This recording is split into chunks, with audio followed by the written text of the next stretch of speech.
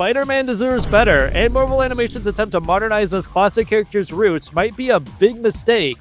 Now, Spider-Man is no stranger to animated adaptations. Ever since the 60s, there's been some form of Spider-Man animated content. Whether that be older cartoons like the 60s animated show, Spider-Man and His Amazing Friends, or Spider-Man the Animated Series, or newer takes like Spectacular Spider-Man, Ultimate Spider-Man, or the one we never, ever talk about. There's always some new or different take on him that reintroduces general audiences to this timeless character, but Marvel's latest take looks pretty rough. And I'm not just saying that in reference to its story, or it's what's up my fellow kids kind of script. Deuces. Parker out. But to its animation and use of characters. Where initially Friendly Neighborhood Spider-Man was pitched back in good old 2021, along with X-Men 97, where it started off as a series following MCU Spider-Man's origins and startup, to then being its own original series. Which sure is a shame, but it makes it way less restrictive and gives more access to comic book elements. Where it takes some cool ideas, like instead of Iron Man showing up to bring a teenager to a war zone, it's Norman Osborn getting a protege. But then it brings along some bad ideas, like instead of Peter getting bit by a radioactive or genetically engineered spider on a field trip, it's now a magic spider that showed up during a fight between Doctor Strange and Venom. Yeah, its ideas are definitely something. However, its marketing has primarily focused on its animation style and massive cast of characters, which should be a cause for concern, cause yeah, this ain't it, Chief. Now when I say the animation looks rough, I mean it looks rough. And keep in mind, I'm not talking about the show's comic book style. That's not an issue at all. I actually think it's pretty cool that they're adapting a Steve Ditko-esque art style. I mean, it's not perfect. I wish they had halftone dot effects or cross-hatching for lighting and shading with additional comic book details, but I get that it doesn't have the budget of the Spider-Verse series. However, despite its visual style, the show's actual animation lacks weight, tension, and motion, where it looks choppy and weightless. Where most of this problem stems from the fact they made a 3D show that looks exactly like a 2D show, and to that I ask why? Why not make it 2D? If your style relies on a 2D look, then make it that way. Because with 3D animation comes restrictions, and while I'm not an animator, I mean I wish, its flaws are pretty obvious, as it lacks squash and stretch to provide motion and tension alongside the use of blurring to invoke high speeds as well as inconsistent pose timing.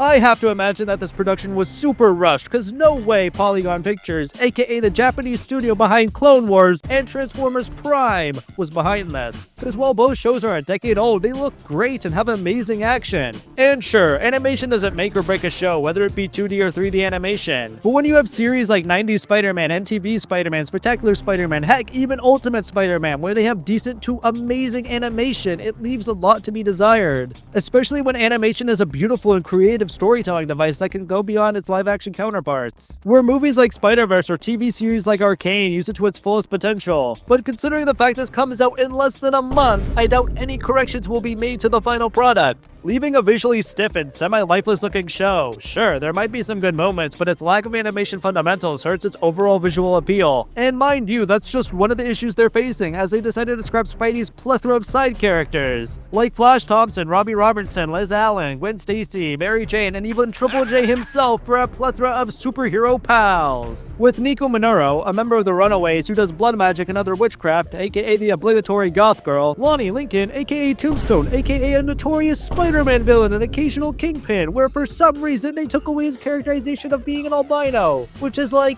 why would you do that? Amadeus Cho, aka Mini Hulk, or I guess Braun now, Pearl Pagan, who's his love interest in the show, who I've never even heard of before, where this chick has never been in a 50-mile radius of Peter in the comics, so I don't even know what they're doing here. They just threw a chicken with water powers and were like, yup, this is his love interest now. Screw all the content from the past 70 years. I could go on, but I think you get the point by now, because only Harry Osborn makes it into this series, and obviously he looks a lot different now. Like, the earrings are one thing, but the man bun? That's too far. Now, I don't mind exploring a world filled with other heroes. It's what the Ultimate Run did and the OG Amazing Spider-Man, but I'm afraid that in this case, it'll detract away from Peter as the main character and focus more on team-up events, rather than what makes Peter Spider-Man and a bastion of hope for New York City who never gives up. But typically, Peter's values and self-compass this come from his Uncle Ben's wisdom and teachings, but from the sounds of it, it sounds like Uncle Ben is long dead. And not in the traditional sense of he got shot in the streets of New York, causing Peter to be Spider-Man kind of way, but rather he doesn't even exist. Removing a core character from Peter's identity is absolutely mind-boggling, as Uncle Ben's death helps him realize responsibility and pushes him to be better. Without him, it removes the tragic aspect that makes Peter who he is and how he operates as Spider-Man. But instead, the series seems to be more interested in having bigger names such as Doctor Strange, Daredevil, and Iron Man be relevant to the story. And I haven't even gotten to the plethora of villains yet, where all the villains have a very different issue than the rest of the cast, where they decided to make every character besides Doc Ock look super bland. Like, why are they giving Scorpion khakis and chameleon chains? Like, come on, I get that comic book characters look goofy, but when you put all of them in tank tops and jeans, how am I supposed to know who they are? Like, sure, I appreciate adding smaller villains like Tarantula, Chameleon, Speed Demon, Unicorn, etc., but dear lord, can you come up with a less bland design? I get that realistically they wouldn't be souped up in spandex, but when you're using the medium of animation, you need to make every character look and feel distinct. Whether that means messing with their proportions, colors, aesthetics, etc. Like, I don't want an average looking guy who's supposedly Rhino. I want an absolute take of a human being that towers over everyone and actually lives up to the name.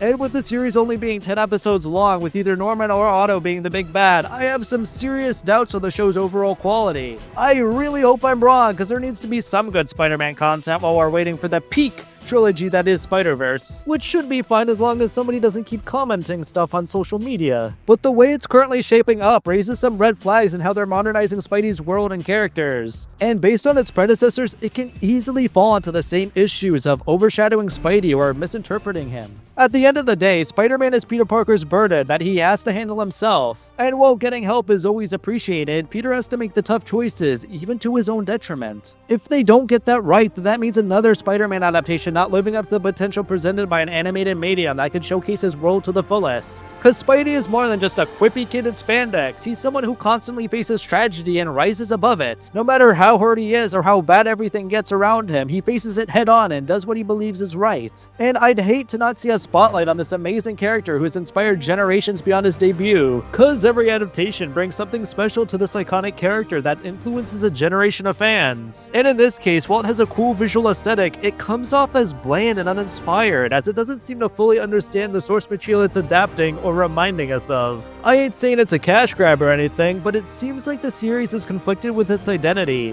where it's split between being its own show and movie adjacent, which leads to this weird mashup of ideas that I don't think quite work. Now, I'm not praying on its downfall, it doesn't need prayer for that, but a part of me does hope this might actually be another great animated series, but from this trailer alone, it makes me think that the show might be doomed. If you made it this far, please like, comment, and subscribe if you enjoyed the kind of content I'm making. This is Balthazar, signing off.